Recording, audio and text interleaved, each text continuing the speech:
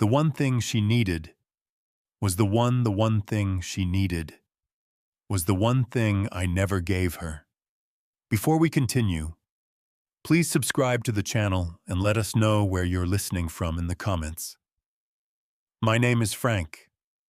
I'm 67 years old, and this is what really happened. I heard it before I saw it. The garage was too loud, not with noise but with echo, the kind you only notice when something heavy is missing. The door was halfway up, rattling on its track. Wind pushed it, metal tapping metal. Where my truck should have been, there was only air, and a dark oil stain shaped like a memory. The outline hit me next. Dust on the concrete. Two clean arcs where the tires always rested. The hooks on the wall still held my chamois cloths. They swung slightly, like someone had brushed past them. The smell didn't help. Of gasoline, old leather, and that sweet wax I used every Sunday. A 1972 Chevy C10 doesn't just sit in a garage. It lives there. Mine did, for 23 years. I walked in slow, listened harder. No drip from the tailpipe. No ticking from cooling headers. No soft creak from the suspension settling. Just the neighbor's sprinkler clicking outside, steady as a metronome. I checked the driveway like an idiot.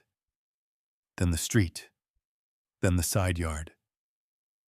Like the truck might have wandered off, but my hands were open, empty. My chest stayed calm. But my stomach sank in a long, quiet way. I pulled my phone and called my wife, Dana. One ring, two. She answered on the third. Dana, morning, what's up? Me, where's the truck? A pause. Not long, just measured. Dana, I took care of it. Those 4 words landed like a pry bar. I stared at the oil stain again. The faintest scrape marks ran toward the driveway. Fresh. Someone had dragged a dolly or rolled a jack. Not me. Took care of it how? Dana. Frank, don't start. We needed the money. I didn't raise my voice. I didn't have to. The garage was doing that for me. Every sound bounced back twice. Me. Dana, tell me what you did. Dana. I sold it. She said it like she'd sold a lamp. Like it was a spare couch from Facebook Marketplace. Not the truck I rebuilt with my father's hands guiding mine. Not the one I drove to my daughter's prom photos. Was not the one parked out front every 4th of July while kids waved sparklers. My knees didn't buckle. I just leaned a palm against the workbench. The wood was cold. The radio on the shelf was off, but I could almost hear the old station I used to play while wrenching. That silence felt personal. Me. Sold it to who? Dana. A collector. He paid $80,000. Cashier's check. It's done. The number should have made me dizzy. It didn't. What made me dizzy was her confidence. Like she believed marriage turned my signature into hers. Me. Where did you meet him? Dana. He came through a broker in Dallas. I met them at the bank. It was quick. Dallas. Bank. Broker.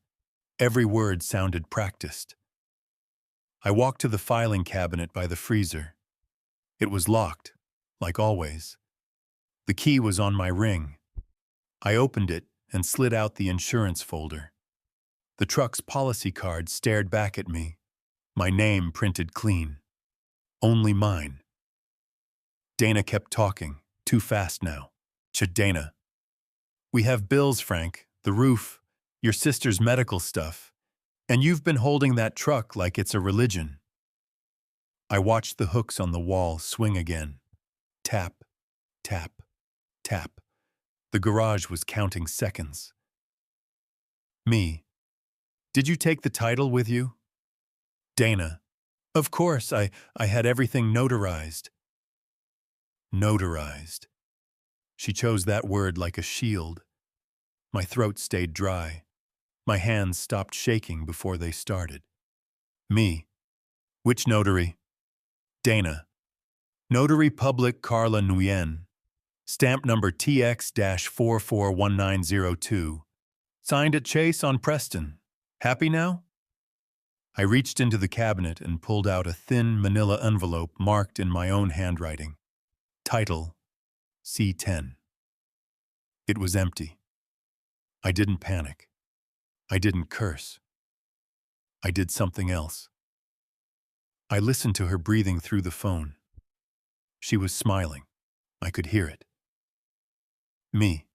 Dana, tell me the truth. Did you sign my name? Dana. Frank, don't make this bigger than it is. Because I knew how titles worked in Texas, and in every other state I'd ever lived in. The DM5 doesn't care about your feelings. It cares about ink in the right box. I walked to the safe bolted into the garage wall, behind the pegboard, the one Dana liked to pretend didn't exist. I spun the dial and opened it. Inside sat the real title. Crisp, untouched, no signature on the seller line, no notary seal, no transfer date. Just my name, printed and official. I closed the safe and spoke into the phone like I was reading weather. Me. Dana, you didn't sell a truck. You sold a story. A small inhale. A shift in her voice. Dana, you're overreacting. I looked at the empty space again.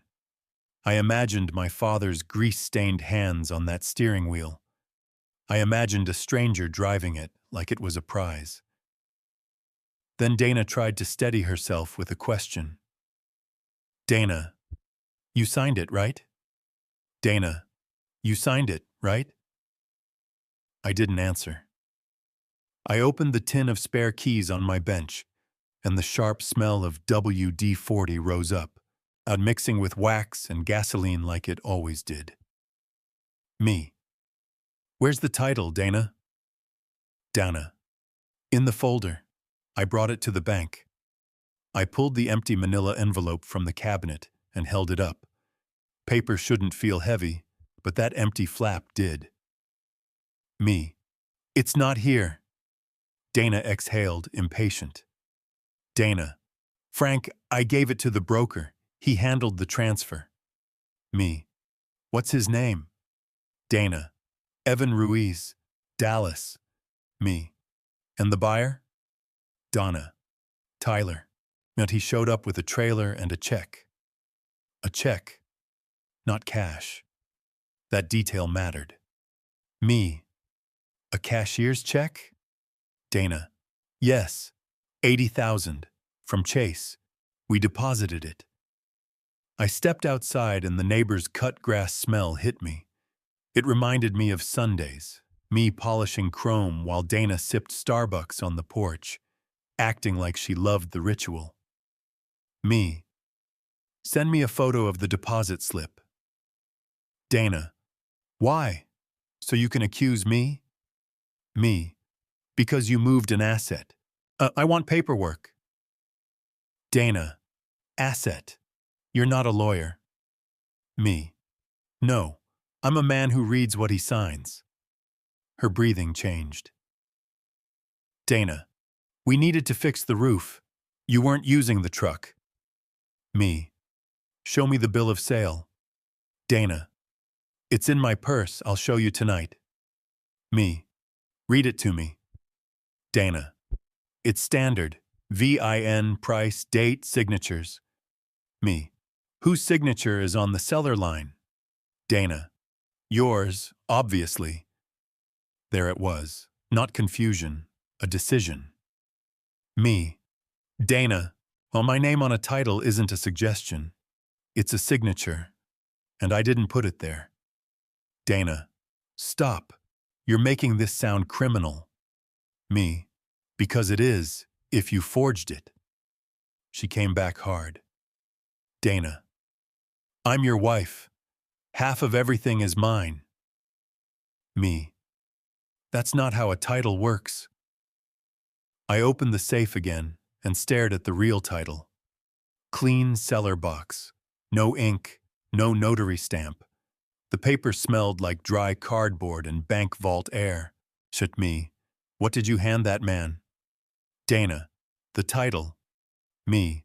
No, you handed him something that looked like a title. Dana. Frank. Me. What branch? Dana. Chase on Preston Road. Notary Public Carlin Gwen. She stamped it. Me. And you signed for me? Dana.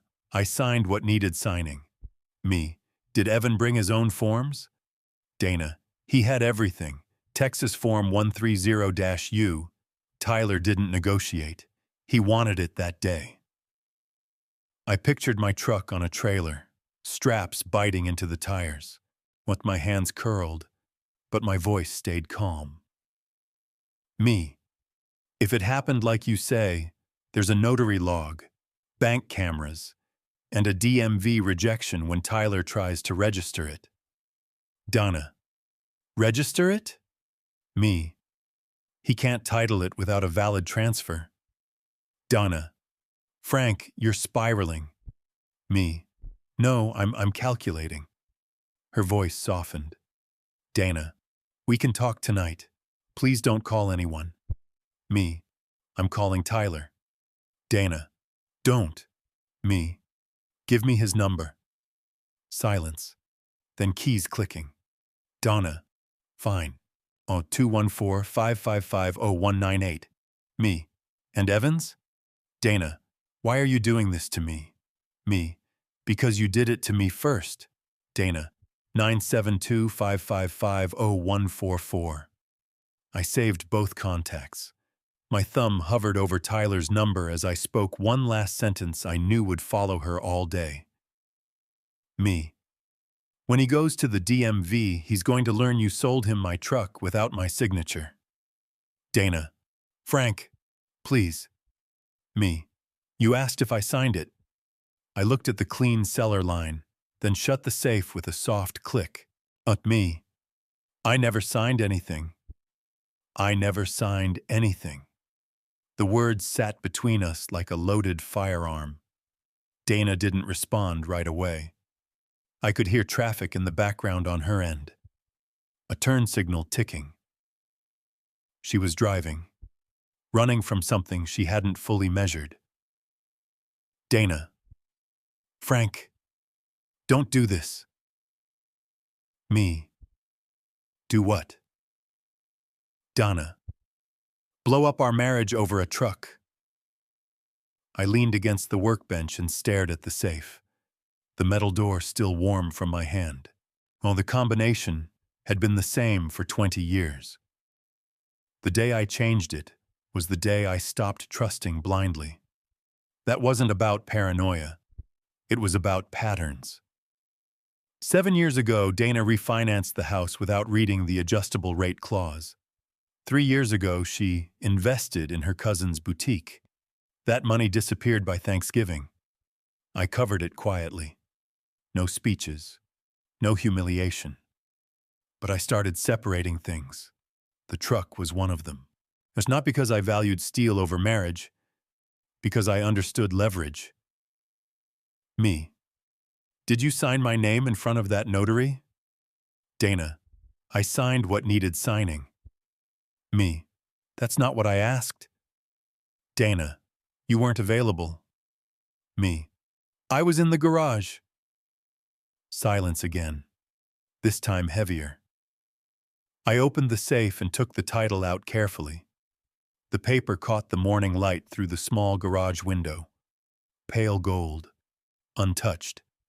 No creases near the cellar line. No pressure marks from a pen. When you've restored a vehicle from the frame up, you learn something about surfaces. Pressure leaves memory. Paper is no different. I remembered the day I placed it in this safe. Dallas County Clerk's Office. Title transfer completed after I bought it from a retired firefighter in Plano. County Court Record, number 2012-TX-44731. Notarized properly. My signature clean. His signature clean. I never signed the seller line because I never intended to sell. Me. Dana. That notary stamped a document without verifying the seller. Dana. She checked my ID. Me. Not mine. Dana. We're married. Me. That doesn't transfer ownership of a titled vehicle. My voice wasn't sharp. It was instructional. I could almost see the realization forming on her side, like fog lifting slowly off asphalt. Then Dana. Evan said it was fine. Me. Brokers say lots of things. Dana. Tyler already took possession. Me. Possession isn't ownership. There are men who shout when they're hurt. I've never been that kind. I worked 42 years as a project manager. Steel plants, shipping yards. You don't survive those environments by reacting first. You survive by documenting. I placed the title back inside the safe and locked it. Then I took out my phone and dialed the number she gave me, and Dana heard the click of the keypad. Dana. Frank, please don't call him. Me. You made a transaction. I'm verifying it. Dana. This will ruin everything. Me. No. Forgery ruins things. The line went quiet, then softer. Dana. I thought you'd never notice. That one landed. Not anger, not guilt. Assumption. Me. You thought I wouldn't check. Dana. You loved that truck more than me. Me. No. I protected what I built. I ended the call before she could respond. The garage felt different now. Not empty. Strategic. I stepped outside and looked at the faint trailer marks on the driveway. Rubber scuffs leading to the street. Evidence doesn't disappear just because someone wants it to. I dialed Tyler's number. It rang twice. A man answered. Mid-30s. Confident tone. Tyler. Hello? Me. Is this Tyler? You purchased a '72 Chevy C10 yesterday. A beat. Tyler. Yeah. Who's this? Me. My name is Frank. I'm the owner. Long pause. Oh, Tyler. I bought it from Dana Wilson, your wife. Me. Yes. And there's something you need to know. The wind moved through the open garage carrying the smell of oil and dust. Me. She didn't have the right to sell it. Silence on his end. Then the smallest crack in his confidence. Tyler. What are you talking about? Me. I never signed the title. I never signed the title. The words hung there, steady and controlled. On the other end, Tyler didn't speak for a full 3 seconds, and I could hear movement, a door shutting. Maybe he stepped outside for privacy. Tyler. That's not possible. I have the title. Me. You have a document. That doesn't mean it's valid. Tyler. It's signed, notarized. Me. By who? Tyler. Dana Wilson, seller. Me. Seller isn't a first name. Silence again. Then a sharper tone. Tyler. Her name's on the registration. Me. Registration isn't ownership. Check the front of the title. Whose name is printed under owner? Papers rustled, but I pictured him unfolding it on the hood of my truck. My truck. Tyler. Frank Wilson. Me. That's me. Tyler. But she signed... Me. She signed my name. A long exhale. Tyler. Hold on. More paper movement. I could hear him reading. Tyler. There's a notary stamp. Chase Bank. Carla Nguyen. Me.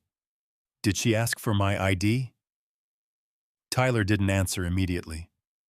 That silence told me enough. Tyler. Donna handled that. Me. Of course she did. Wind pushed through the garage again, was lifting a thin layer of dust. I stepped inside and ran my hand along the empty wall where my polishing rags still hung. They brushed against my knuckles, soft and useless without the truck. Tyler's voice came back lower. Tyler, I already took it to the DMV this morning. Me. And? Tyler, they said there was an issue. There it was. Tyler, they flagged the VIN, said seller signature didn't match prior record. Well, told me I might need the original owner present. Me, you do. Tyler, are you saying she forged it? Me, I'm saying I never signed that title, and the original is in my possession. Dead quiet. Tyler, you're kidding. Me, I don't joke about legal documents. Tyler's confidence was evaporating in real time. Tyler, Evan assured me everything was clean. Me, Evan gets commission, and I get liability. Tyler, I paid $80,000. Me, then you'll want this fixed properly. He swallowed. I could hear it. Tyler, what happens now? Me, right now you're in possession of a vehicle that hasn't been legally transferred. That means you can't register it. You can't insure it properly. And if there's a dispute filed, it becomes evidence. Tyler, evidence? Me, in a fraud investigation. He let that settle. Von Tyler, sir, I had no idea. Me, I believe you, because I did. His voice carried frustration, not deception. Tyler, what do you want from me? Me, I want the truck protected. No modifications, no resale, no title tampering. Tyler, I wouldn't. Me, good. I stepped into the driveway and looked at the faint tire tracks again. The sun was higher now. Neighbors moving about like nothing shifted. Tyler, are you filing something? Me, not yet. Tyler, my attorney's going to want details. Me, that's wise. Another pause. This one heavier. Tyler, if the signature's forged, that's a felony, isn't it? Me, in Texas? Yes. Tyler inhaled sharply. Tyler, I have a copy of her driver's license from the transaction and the broker's contract. Me, keep everything. Tyler, are you willing to sign it properly? That question told me everything about where his mind was headed. We'll fix it quietly. Make it go away. Me, we're not there yet. Tyler, sir, are you saying she didn't have the right to sell it? I looked back into the empty garage. The oil stain, the hooks, the open space that felt like a pulled tooth. Me, I'm saying she sold something that was never hers to sell. I'm saying she sold something that was never hers to sell. Tyler didn't argue after that. His tone changed, less confident, more cautious. Tyler, what do you want me to do? Me, for now, nothing. Don't touch the truck. Don't modify it.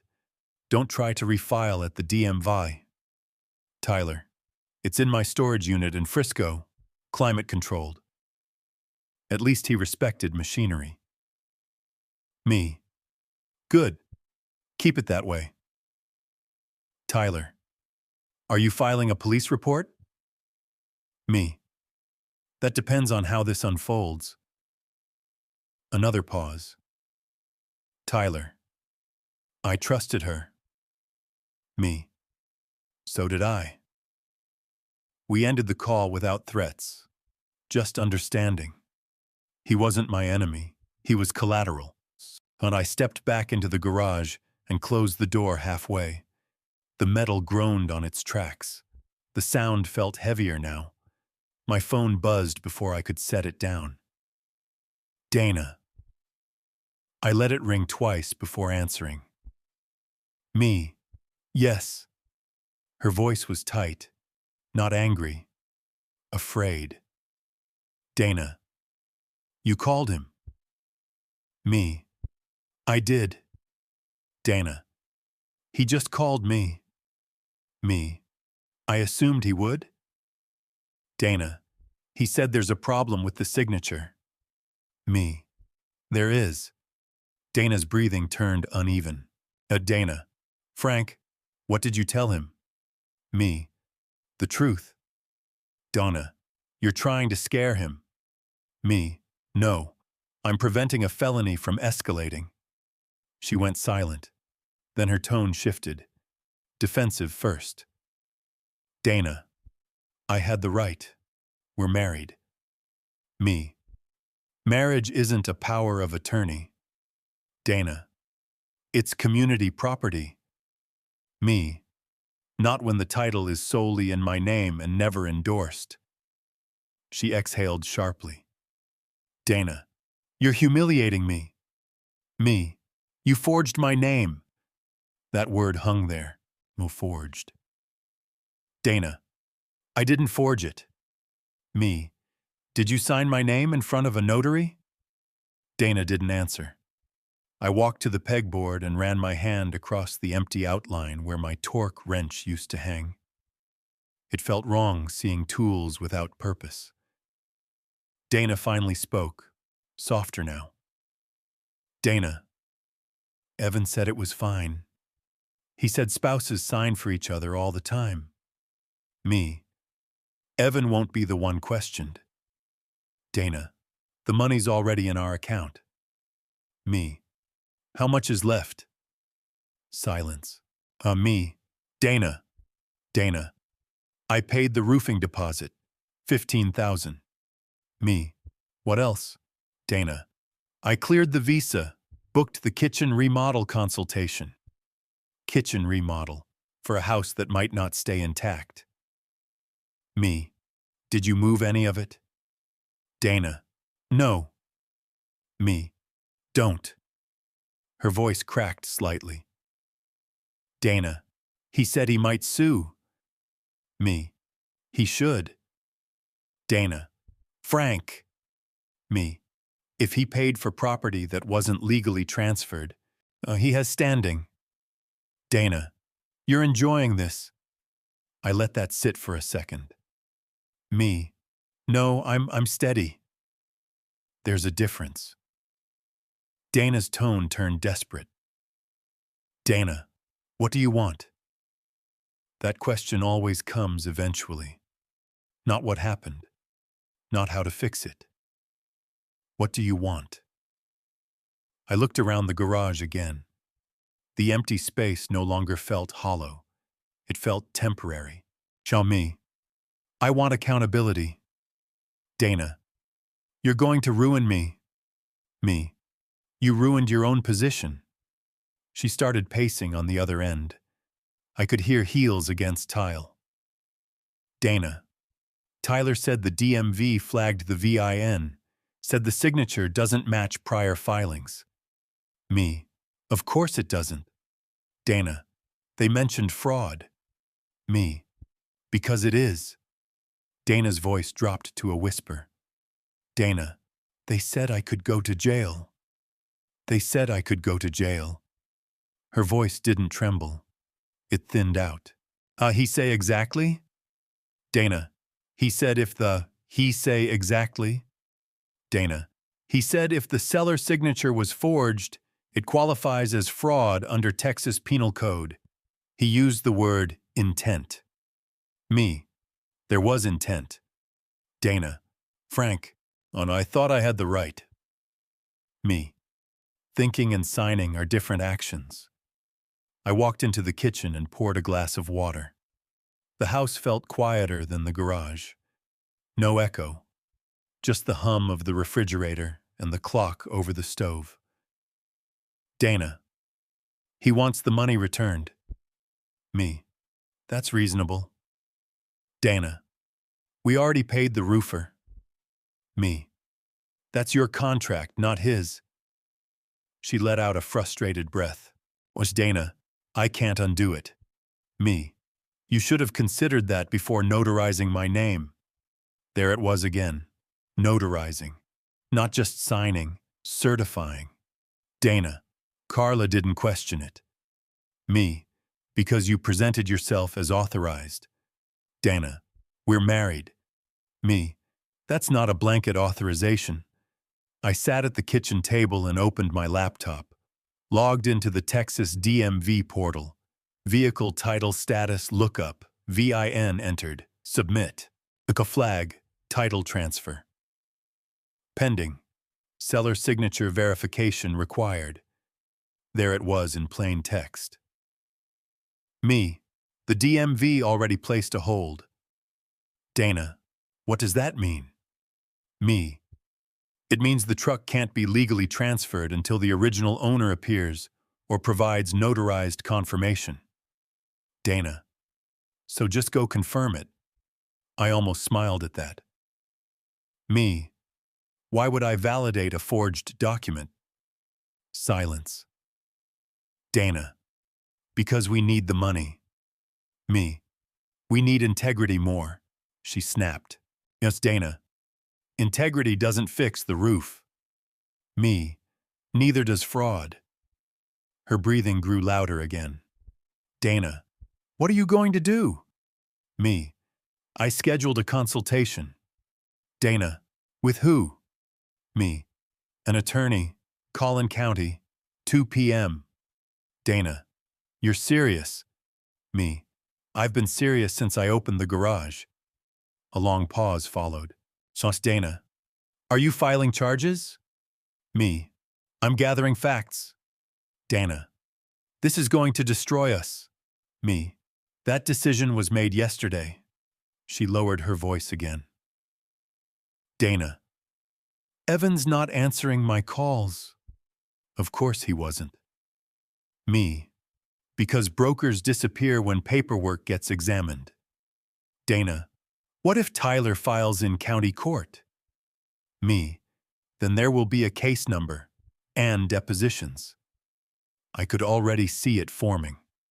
County Court Record Number 2026-CV-11873. Wilson versus Wilson, or Tyler versus Wilson. Paper trails always outlive emotion. Dana's voice cracked for the first time. Dana, I didn't think you'd push back. That line told me more than anything else she'd said. Me, you thought I'd absorb it. Donna, you always do. Not this time. I stood and walked back to the garage, opened the door fully, let the daylight flood the empty space. The absence didn't sting as much now. It sharpened. Not me. I'm not filing anything today. Dana, you're not? Me, not yet. Dana, why? Me, because I want to see what you do next. That landed harder than any threat. Dana, what does that mean? Me, you have until tomorrow morning to resolve this. Return the funds. Contact the broker. Coordinate with Tyler. Dana, and if I can't? I stepped into the exact spot where the driver's door used to open. Measured it with my feet. Me, then I stopped protecting you. Silence. Then, barely audible, Donna, you were planning this. Me, no. I looked at the safe behind the pegboard. Solid, quiet, patient. Me, I was protecting myself. I was protecting myself. Dana didn't reply. The line stayed open, but her breathing faded. Then the call ended. I stood in the garage longer than I needed to. The afternoon air was warmer now. Texas heat creeping in under the door, pressing against the concrete floor. Protection. That word hadn't always applied to us. But when I met Dana, I was 39. She was 28, sharp, ambitious. She liked that I built things with my hands, said it made me solid. Back then, the truck was just a frame on jack stands, rusted panels, no engine. My father and I worked on it every weekend until he passed. After that, it became something else. Not a hobby, a ledger of memory. Dana never understood that. To her, it was resale value, equity on wheels, something to liquidate when needed. We argued about it 3 years ago. Dana, you could sell it for 60, maybe 70. Me, I didn't build it to flip. Dana, everything has a price. Me, not everything. She rolled her eyes that day. I remember that clearly. The shift didn't happen overnight. It was gradual. Little financial shortcuts, optimism without contracts, trusting people who used her enthusiasm. I covered losses quietly, paid debts without speeches. But I started moving assets into defined lines, separate accounts, clear titles, updated beneficiaries. Not out of revenge, out of pattern recognition. At 2 p.m., I sat in a modest office in McKinney, framed degrees on the wall, Texas flag in the corner. The attorney, Mark Ellison, mid-50s, steady eyes. Mark, you're certain you never signed? Me, positive. Mark, and you possess the original certificate of title? Me, in my safe. Mark leaned back. Mark, then legally, no transfer occurred. But if she signed your name without authorization, that's forgery. If she represented herself as owner, that's misrepresentation. If funds exchanged hands, that's fraud exposure. He spoke clinically. No drama, just statutes. Mark, has the buyer contacted you? Me, yes. He's concerned. Mark nodded. Mark, you have leverage. The question is what outcome you want. That question again. Outcome. Not emotion. Not punishment. Outcome. Me. I want the truck back. Legally. Mark, that's achievable, but there will be consequences for her. Me. I understand. Mark studied me for a second. Mark, are you prepared for divorce proceedings? There it was, the word hovering in the background all day. Me, if necessary. Mark folded his hands. Mark, you'll need documentation, communication records, deposit trail, any notary acknowledgement. Me, I have call logs. The DMV hold status. Mark, good. Don't confront her aggressively. But let the paperwork speak. That was advice I already intended to follow. On my drive home, country radio drifted low through the speakers, a song about old trucks and broken promises. I almost laughed at the timing. When I pulled into the driveway, Dana's car was already there. She was sitting at the kitchen table when I walked in. Papers spread out. Bank statements. A yellow legal pad filled with numbers. Her face looked smaller somehow. Dana, I called Evan's office. As it's a shared workspace. He's not listed. Me. I expected that. Dana, Tyler wants his money by Friday. Me. That's between you and him. Dana's eyes flashed. Dana, you're my husband. Me. And you forged my signature. She looked down. Dana, I thought you'd forgive me. Forgiveness requires remorse before exposure. Me. This isn't about forgiveness. Dana, then what is it about? I walked past her into the garage, and stood in the empty space again. And me, it's about ownership. She followed me, stopping at the doorway. Dana, you love that truck more than this marriage. I turned to face her fully. Me, no, I respected the rules more than you did. She swallowed. Dana, so what now? The evening light stretched long shadows across the concrete, the absence still visible, but no longer shocking. Me, tomorrow morning Tyler and I meet. Dana stiffened. But Dana, for what? Me, to discuss returning my property. Her voice barely held steady.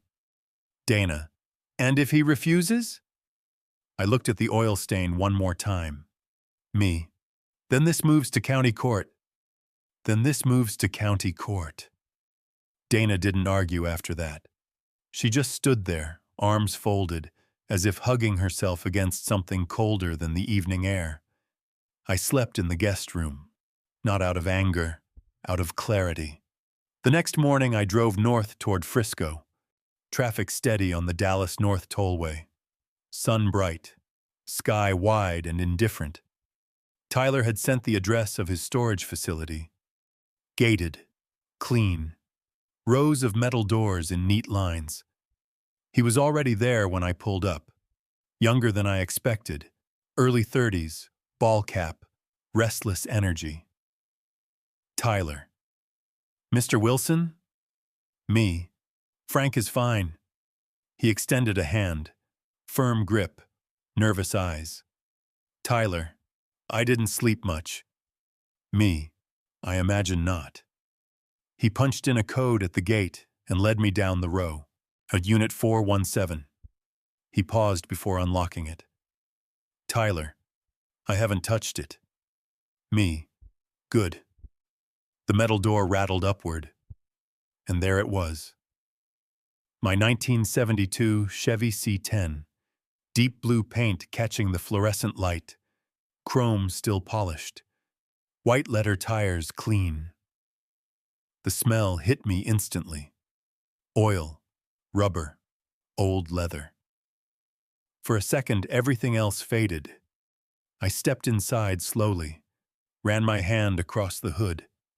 The metal was cool under my palm, solid, familiar. Tyler watched quietly. Now, Tyler, it's beautiful. Me, it's earned that.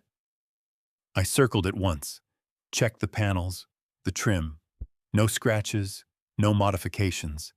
He'd kept his word. Tyler, I brought the paperwork. He handed me a folder. Inside was the document Dana had used.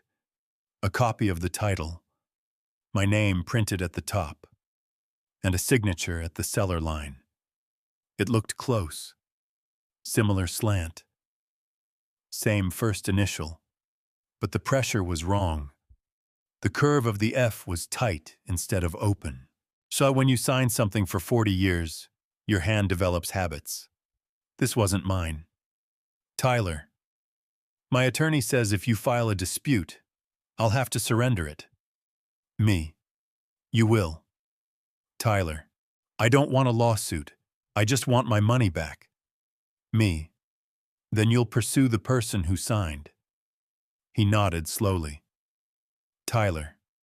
If I release the truck to you voluntarily, will you confirm in writing that I cooperated? Me. Yes. He let out a breath he'd been holding. Tyler. I trusted her. Me. You trusted paperwork. He glanced at the forged signature again. Tyler. I feel stupid. Me. No. You were misled. I reached into my jacket and pulled out a prepared document.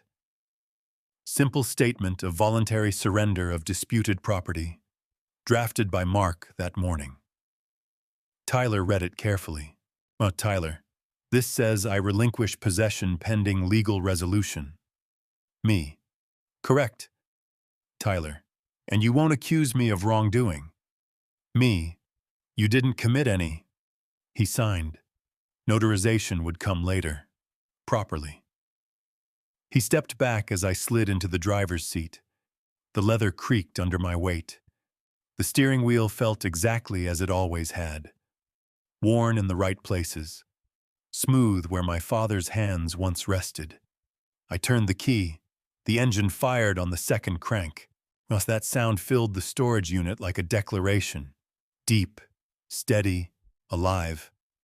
Tyler almost smiled. Tyler, she really messed this up. Me. Yes. I eased the truck out slowly. Sunlight spilled across the hood as we rolled into the open. For the first time since the garage went empty, something felt balanced again. Tyler stood watching as I pulled toward the exit. Tyler. Frank. I stopped. Tyler. I'll be filing for recovery of funds. Me. You should. He nodded once. No hostility. Just consequence. I drove south, hands steady on the wheel. The city blurred past. Traffic parted in small waves. When I turned into my driveway, Dana was already outside. Her eyes widened as the engine echoed against the houses. I parked in the exact space it had always occupied, the tires settling perfectly into their old outline. I shut off the ignition. Silence followed. Heavy, certain. Dana stepped closer. Dana, you got it back? Me. Yes. Her voice dropped. Said Dana, what did you do? I opened the door and stepped out. Me. I followed the law. The engine ticked as it cooled. A familiar rhythm. Steadier than our marriage had been in years.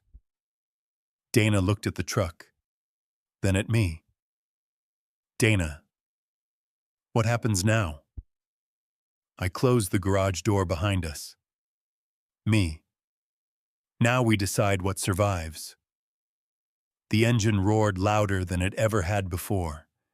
The engine roared louder than it ever had before. Then it settled into that steady idle I knew by heart. Found a low mechanical rhythm. Patient. Reliable. The kind of sound you only get when every bolt is tightened by someone who cares. Dana stood beside the garage door, staring at the truck like it had just walked back from the dead. Dana. How? Me. The buyer cooperated. Dana. You scared him. Me. No. The paperwork did. She moved closer, running a hand along the fender, carefully, like touching something fragile. To Dana. Tyler called me. Me. I assumed he would. Dana. His lawyer wants the $80,000 returned by Friday. Me. That sounds like a reasonable request. Her jaw tightened. Dana. We don't have $80,000. Me. You had it yesterday. Dana. The roofing company already cashed the deposit. Me. Then you'll negotiate with them. Dana laughed once, short and bitter. Dana. You're acting like this doesn't affect you. Me. It doesn't financially. That stopped her. Dana. It was our account. Me. The deposit came from your personal transfer. She blinked. Dana. What are you talking about? I walked past her into the kitchen and opened the drawer where we kept the mail. Bank statements stacked neatly. Me. 3 months ago, I moved most of my funds. Dana. Moved them where? Me. A trust account. Her expression hardened. Dana. You did that without telling me? Me. After the boutique investment disappeared. Oh, yes. Dana stared at me like she was recalculating the entire marriage. Dana. So the money in that account, me, was yours to spend. Dana leaned against the counter. Dana. You set me up. Me. No. I poured another glass of water and set the pitcher back in the fridge. Me. I set boundaries. Her voice grew quieter. Dana, Tyler's attorney said if I don't return the funds, oh, he'll file in county court. Me. He has every right. Dana, and the forgery? Me. That depends on how aggressive he wants to be. She rubbed her forehead. Dana, this is a disaster. Me. It's the result of a decision. Dana looked through the kitchen window at the truck sitting in the driveway. Dana, you never needed my permission to keep it. Me. No. Dana. Then why fight me like this? I leaned against the counter, studying her carefully. What me? Because you crossed a line that protects both of us. Dana shook her head slowly. Dana, you're going to divorce me over a truck. Me. No. She waited. I slid a thin envelope across the table. Dana opened it slowly. Her face changed the moment she saw the heading. Petition for dissolution of marriage. Filed that morning. Collin County Court. Case reference already printed at the top. Dana. You filed already. Me. Before I drove to Frisco. Dana closed the folder carefully. Dana. So that's it. Me. That's the legal start. She looked at the truck again through the window. Dana. All these years, and it ends over paperwork. I followed her gaze. The blue paint caught the late afternoon sun. Quiet, solid, unapologetic. Me. No. She looked back at me. Dana. Then what did it end over? I answered calmly. Me. Over the moment you believed my name was yours to sign. Dana swallowed. Dana, you never needed my permission. Me. No. She looked down at the divorce petition in her hands. Dana, but you needed my signature. But you needed my signature. Dana's words hung in the kitchen like dust caught in sunlight. For a moment, neither of us moved. Then she closed the folder slowly and set it on the table. The divorce petition didn't look dramatic. Just ordinary paper, court formatting, case numbers, black ink doing quiet damage. Dana. So this is real. Me. Yes. She nodded once, the way people do when denial finally runs out of room. Dana. All because of a title. I leaned against the counter and looked out the window again. The truck sat in the driveway exactly where it had always belonged, tires resting inside those faint marks on the concrete. The same place it returned to after every long drive, every Sunday wash, every late-night repair. Me. Not because of a title. Dana didn't answer, and I stepped outside and walked toward the garage. The evening air was cooler now. Texas sunsets do that. Burn bright, then settle into calm. I opened the garage door and guided the truck inside. The headlights swept across the walls, lighting the hooks, the workbench, the old radio that still sat on the shelf. When the engine shut off, the quiet felt right again. Machines have a way of telling the truth. If something's loose, they shake. If something's broken, they stall. Oh, people hide it longer. Dana stood in the doorway watching. Dana. What happens to the house? Me. The court will decide. Dana. And the truck? I ran a cloth across the hood. The same cloth that had been hanging on that hook yesterday morning. Me. The truck was never part of the dispute. Donna folded her arms. Donna. Tyler's still suing me. Me. He's recovering his money. Donna. I might lose everything. I stopped wiping and looked at her. Shut me. You made a decision without the one thing that mattered. Dana. What? I pointed toward the safe behind the pegboard. Me. Authorization. She looked tired now, not angry, just worn down by consequences. Dana. I thought being your wife meant I had it. I shook my head slowly. Me. Marriage gives trust, not signatures. The garage light buzzed softly overhead. For a long time, neither of us spoke. Finally, Dana turned and walked back into the house. Well, finished a job. After the tools were put, finished a job. After the tools were put away and the engine was finally running right.